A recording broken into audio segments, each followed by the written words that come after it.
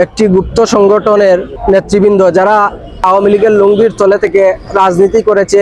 এই লুঙ্গির তলে থেকে রাজনীতি করে আমরা এই গুপ্ত অবস্থানে থেকে যারা পরিচয় গোপন রেখে ছাত্রলীগের লুঙ্গির নিচে থেকে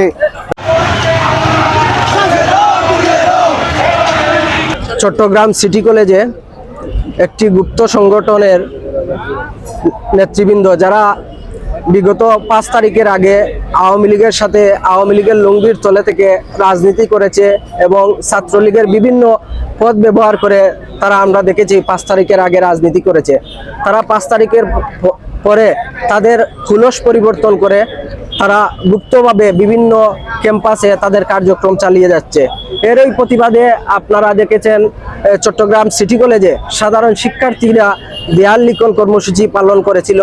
তারা এইখানে সাধারণ শিক্ষার্থীদের উপর অতর্কিত হামলা করেছে এবং আমাদের ছাত্রদলের নেতাকর্মীদের উপর নির্যাতন চালিয়েছে। গত 2 দিন আগে চট্টগ্রাম জেলাতে সিটি কলেজের আমাদের ছাত্রদলের ভাইদের অতর্কিতভাবে হামলা করেছে গুপ্ত সংগঠন, নামদারি সংগঠন। আপনারা জানেন এই সংগঠনের কারণে বাংলাদেশের প্রত্যেকটা শিক্ষা প্রতিষ্ঠানে একটা অস্থিতিশীল পরিস্থিতি বিরাজ করছে। তারা দীর্ঘদিন বিগত 17 বছর ধরে তারা কিভাবে রাজনীতি করেছিল তারা সবাই জানে, বাংলাদেশের সাধারণ জনতা মানুষ জানে যে কিভাবে তারা ছাত্র রাজনীতি করেছে। এই লুঙ্গির তলে থেকে রাজনীতি করে আমরা কিন্তু প্রকাশ্যের ছাত্রদলের যারা বায়ারা আসলো তারা সবাই কিন্তু প্রকাশ্যের ছাত্রদলের রাজনীতি করেছে, মাঠে ময়দানে রাজনীতি করেছে।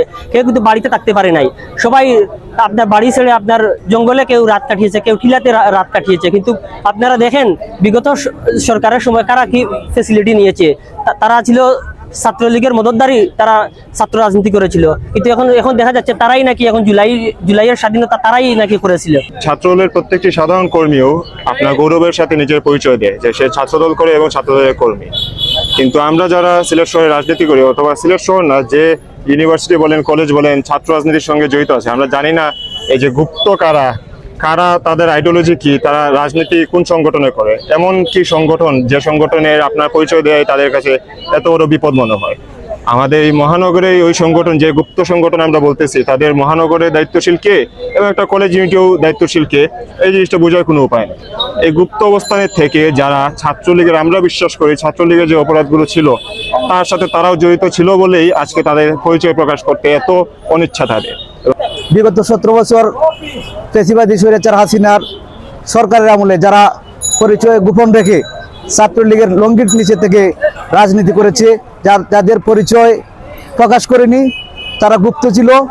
ছাত্রলীগ থেকে সুবিধা নিয়ে জয় বাংলা স্লোগান দিয়ে এখন যারা জুলাই চেতনা ব্যবসা করতে চায়, এককভাবে জুলাইয়ের ক্রেডিট নিতে চায়, তাদেরকে আবার গুপ্ত রাজনীতি করতে শুরু করেছে এবং সন্ত্রাসী মানুষের রগ কাটা যাদের রাজনীতি, তাদের এই রাজনীতির আবারও পুনরাবৃত্তি চালু করতেছে।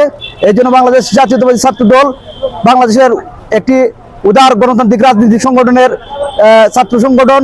আমরা বিশ্বাস করি বাংলাদেশে যে কোনো রাজনৈতিক সংগঠন তাদের গণতান্ত্রিকভাবে তাদের পরিচয় প্রকাশ করে রাজনীতি করবে। যারা গুপ্ত থেকে রাজনীতি করে দেশের সন্ত্রাসী কার্যক্রম চালাবে তাদের বিরুদ্ধে বাংলাদেশ জাতীয়তাবাদী ছাত্র দল সবসময় প্রতিবাদ করেছে এবং তাদেরকে প্রতিহত করতে বাংলাদেশ জাতীয়তাবাদী ছাত্র দলের যে কোনো সিদ্ধান্তকে, সেন্ট্রালে যখন যে সিদ্ধান্ত আসবে বাংলাদেশ জাতীয়তাবাদী ছাত্র দল আমরা প্রস্তুত এদেরকে দাঁত ভাঙ্গা জবাব দিয়ে এদেরকে ঠিকানা, তাদের যেখানে ঠিকানা আছে পাকিস্তানের প্রেতাত্মাদেরকে পাকিস্তানে পাঠিয়ে দেওয়া হবে। বাংলাদেশের রাজনীতি করতে হলে, বাংলাদেশের রাজনীতি যদি করতে হয়, বাংলাদেশের গণতন্ত্রকে বিশ্বাস করতে হয়, প্রকাশ্যে রাজনীতি করতে হবে। এই দেশের কোনো ক্যাম্পাসে গুপ্ত রাজনীতি চলবে না।